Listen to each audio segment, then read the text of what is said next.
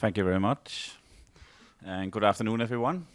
So my name is Peter. I have a company called Smart City Insights, and we are two people in the company. The other one is Veronica, sitting right in the front here.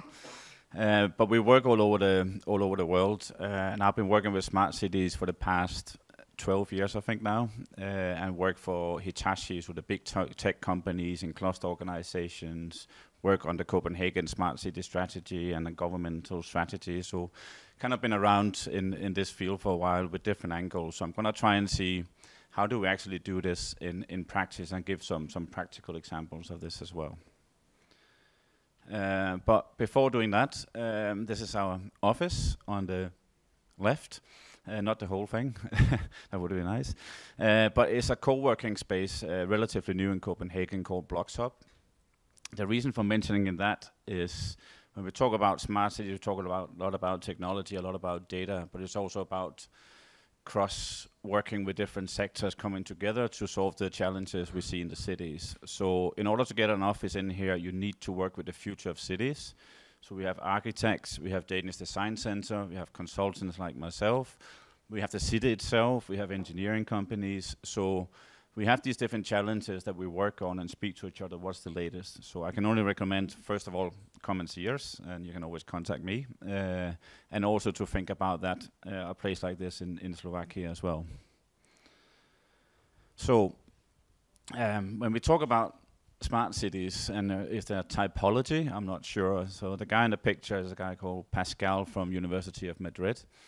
And he's been working on this field even longer than I have. And he's saying there's kind of two dimensions. So one is investment in technology. And you see a lot of these cities try to follow the trend almost to invest a lot of money in technology. But maybe just for one project, or not even knowing why you invest in the technology. So he called them fashionistas, which I think is an interesting word. On the other scale, you have the ones that are more conservative. So they might have a lot of test beds, they test the technologies, they form new kinds of partnerships but never actually invest in the technology. And if you really want to do this, you have to do both. Reorganize, and you have to invest in the technology as well, and of course work with the companies in this process. So that's one thing I normally say. If you do a smart city investment, you have to think of multiple purposes and not one purpose. So I'll come back to that. Just a practical example of, so quite often it's about how do you define the challenge? Quite often these teams that you have in these different cities, they test all of these technologies and say, now we need route optimization, so we have gathered this data, and now you need to drive this route. We've seen that all over the world. That's something about bin sensors, and I think if you talk about the city center, it's a great idea. If you talk about driving large vehicles around the city, it's not enough. So one of the things they did at West Cambridgeshire Council in the UK was actually to sit down with the drivers and asking, what is the problem? What is actually the problem delivering this, and why are you stuck in traffic? They say, well, one is traffic, the other one is one-way streets, is roadworks, is all of these different indicators that's actually extremely easy to get data about, and they are the real problems instead of when the bin is full or is not full.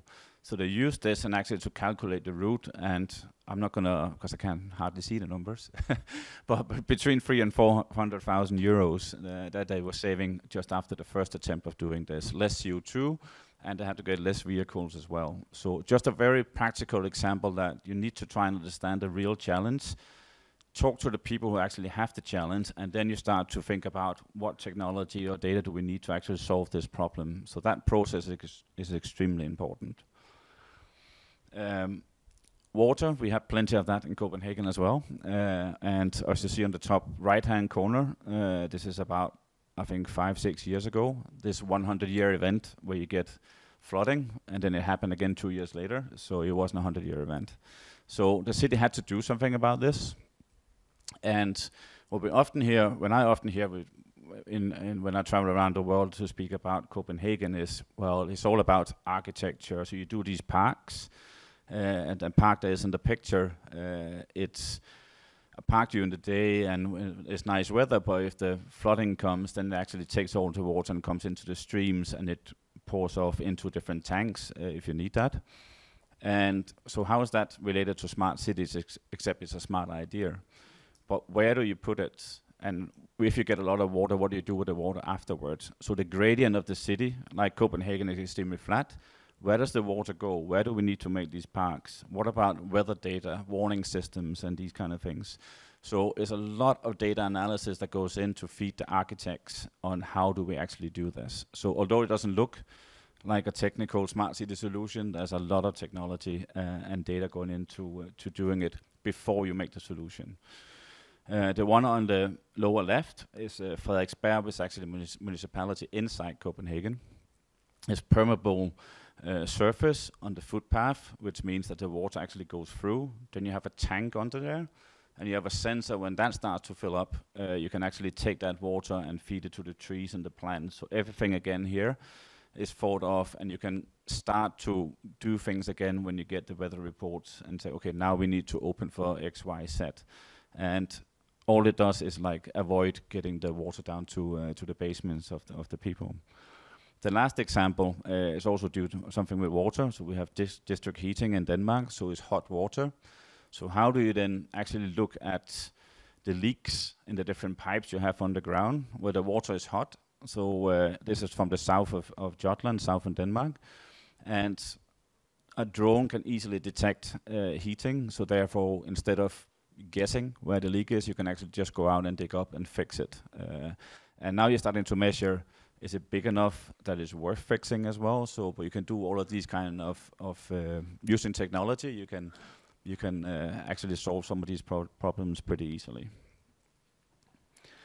So this is a traditional city operating model from British Standard Institute, actually. So again, in silos. And when the past 10 years I've worked in both in the cities, but also in the companies, you go out and address one project, one problem, and you invest in this technology.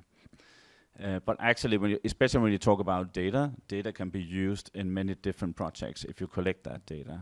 But the way the cities are structured and the way a lot of companies are actually selling these solutions, you do it for mobility, you do it for climate adaptation, you do it for energy, you do it for cultural projects. And as long as you operate in these silos, the investment you do in the technology is going to be a problem.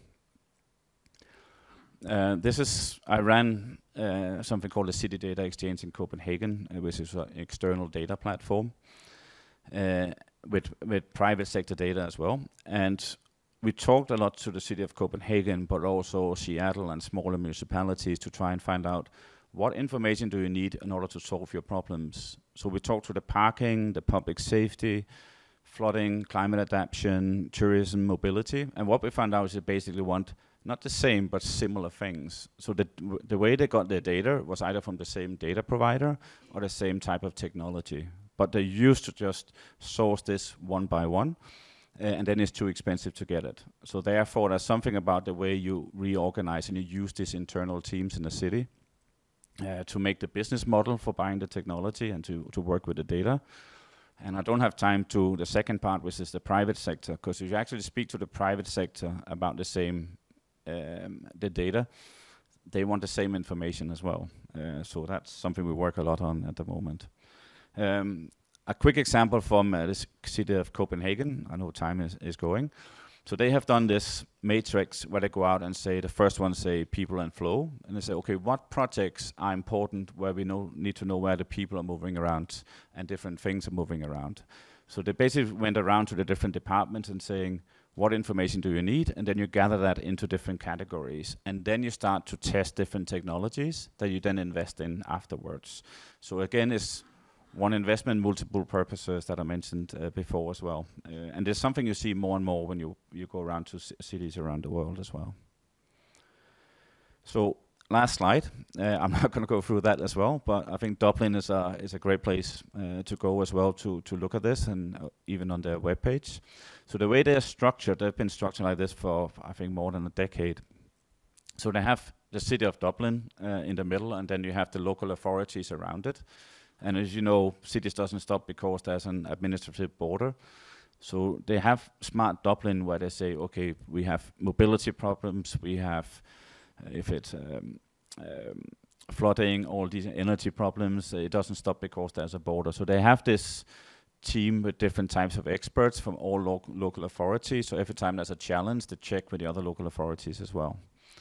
Dublin itself have the same one person or two, I think they have one or two, that's also checking the different departments to get the information to feed in to Smart Dublin as well. And they also have the test areas. And maybe one last comment about Dublin is they have developed the test bed testing technologies and partnered up with something called Enterprise Ireland, where you actually get some funding. Enterprise Ireland, which is a public sector organization, they co-fund 50%. The city co-fund 50% as well, but there's actually some requirements to get this funding from Enterprise Ireland, and one of them is that the problem owners have to be part of it. They have to be available for everyone who's working on the project and the problem.